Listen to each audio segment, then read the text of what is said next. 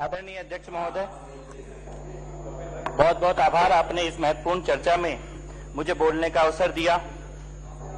मैं अपनी बात शुरू करने से पहले केवल इतना कहना चाहता हूं कि वो हंस के झूल गए थे फांसी पे, वो हंस के झूल गए थे फांसी पे, उनका मजाक उड़ाया गया। नकली रस्सी, नकली रस्सी, नकली फंदा, नकली मंच और दर्द का नाटक रचाया गया। इससे बड़ा कोई पाप नहीं हो सकता, इससे बड़ा कोई पाप नहीं हो सकता जो इस सदन में पिछली सरकार के द्वारा किया गया। और मैं ऑन रिकॉर्ड यहां कहना चाहता हूं, बहुत बड़ी बड़ी बातें बोली जा रही थी, मैं ये कहना चाहता हूं, आप कह रहे हैं कि अध्यक्ष स्वतंत्र होता है, अभी विपक्षी ने बोला होता है कागज पर, तुमने गुलाम बना के रखा था। ऑन रिकॉर्ड मैं इस सदन में कहना चाहता हूं, ये सदन की गरिमा को पुनर्स्थापित करने का काम आपके द्वारा किया जा रहा है। अध्यक्ष महोदय, अध्यक्ष महोदय, आपके द्वारा इस सदन की गरिमा को पुनर्स्थापित करने का काम किया जा रहा है। बैठिए, बोलने दीजिए, अभी मिलेगा मैडम को मौका, अभी एलओपी मैडम को मिलेगा मौका, वो बोलेंगी। अब बैठिए, बिल्कुल, लेकिन सच झूठ नहीं परोसने देंगे आपको। आप बोलिए, आपका काम करने का तरीका देश देख रहा है और ये एक ऐसा उदाहरण बनेगा जो पूरे देश को पता लगेगा कि किस तरह आप लोग काम करते हैं। चलिए, इस सदन में लोकतांत्रिक मर्यादाओं की धज्जियां पिछली सरकार के कार्यकाल में इसी सदन में उड़ाई गई हैं। इसी सदन का एक छोटा सा उदाहरण, ये सामने जो पत्रकार दीर्घा है और दर्शक दीर्घा है ना, इसको शीशों से बंद कर दिया गया था, जो इस आपके द्वारा खोला गया। अध्यक्ष महोदय, ये लोकतंत्र की धज्जियां उड़ाई गई थी यहां पर। बेशर्मी का, मर्यादाओं को तोड़ने का ऐसा कोई कार्य बचा नहीं था इस सदन में। इसी सदन के अंदर महिलाओं की पिटाई से लेकर न जाने कितने कार्य किए गए और मीडिया को यहां से भगाने का पाप किया गया था पिछली सरकार के कार्यकाल में।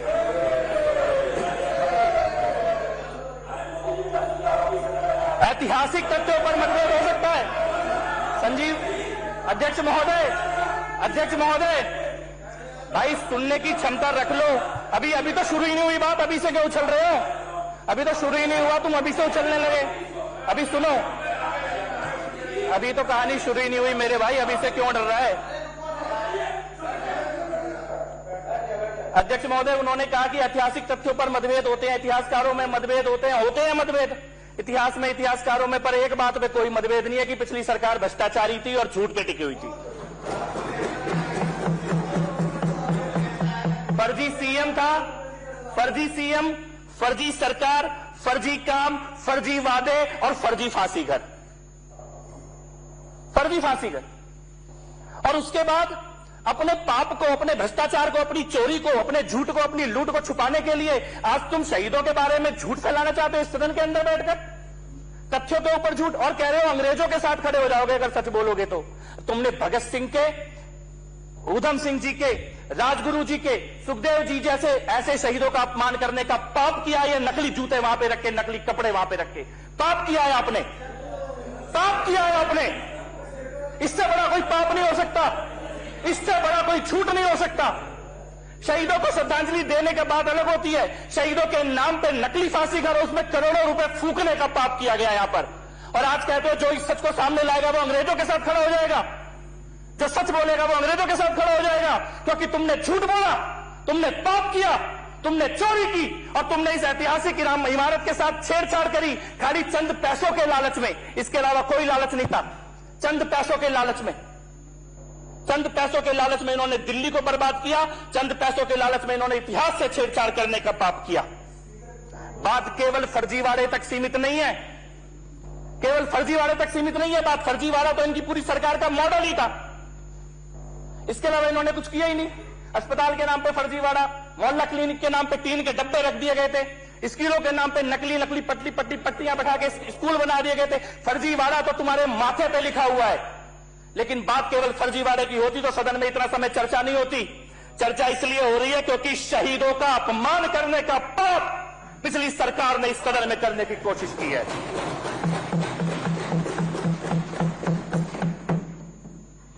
शहीदों की आत्मा रोती होगी। शहीद आजम भगत सिंह की आत्मा, राजगुरु जी की आत्मा, सुखदेव जी की आत्मा, ऊधम सिंह जी की आत्मा रोती होगी कि उनकी शहादत को भ्रष्ट केजरीवाल जैसे लोगों ने अपनी राजनीतिक दुकानदारी नौटंकी बनाने के लिए इस्तेमाल करने का पाप किया है। शहीदों की आत्मा रोती होगी। पूछते होंगे कि ऐसा दिन आ गया क्या आजाद भारत में कि एक भ्रष्टाचारी शराब माफिया का दलाल जेल गया हुआ भ्रष्टाचार के आरोप में आज भी दोबारा जेल जाने की तैयारी में जो भ्रष्टाचारी बैठा है, वो भ्रष्टाचारी आप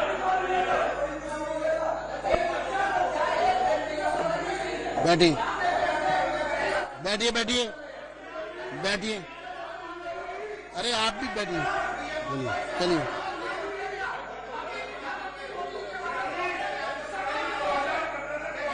बैठिए बैठिए बैठिए बैठिए।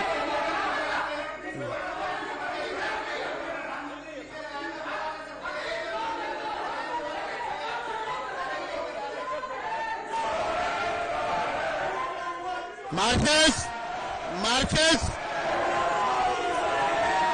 मार्कस, इनको बाहर ले जाइए, इनको बाहर ले जाइए। आतिशी जी को बाहर निकालिए, आतिशी को निकालिए बाहर।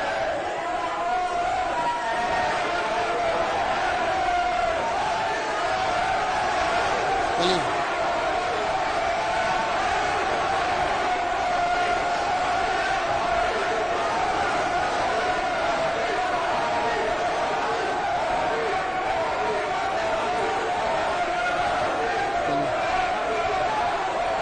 चलिए शुरू करिए।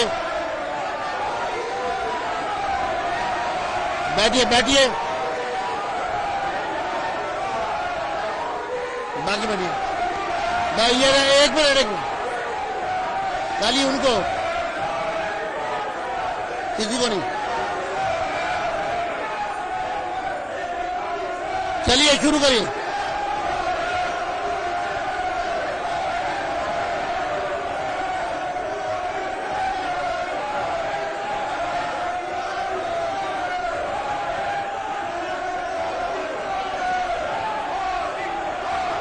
चलिए शुरू करिए।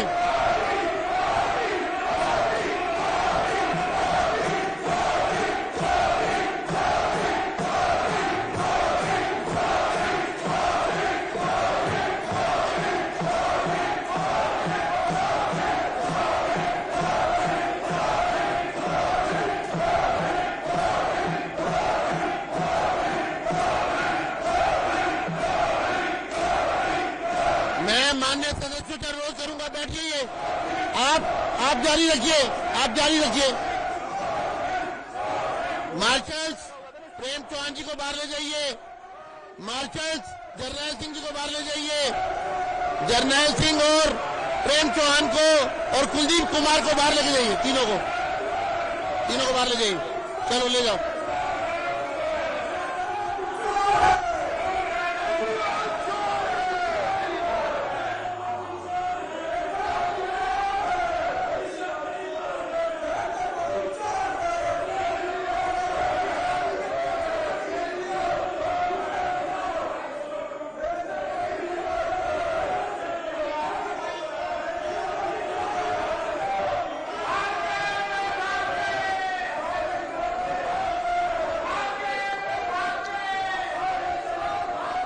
चलिए जारी करिए,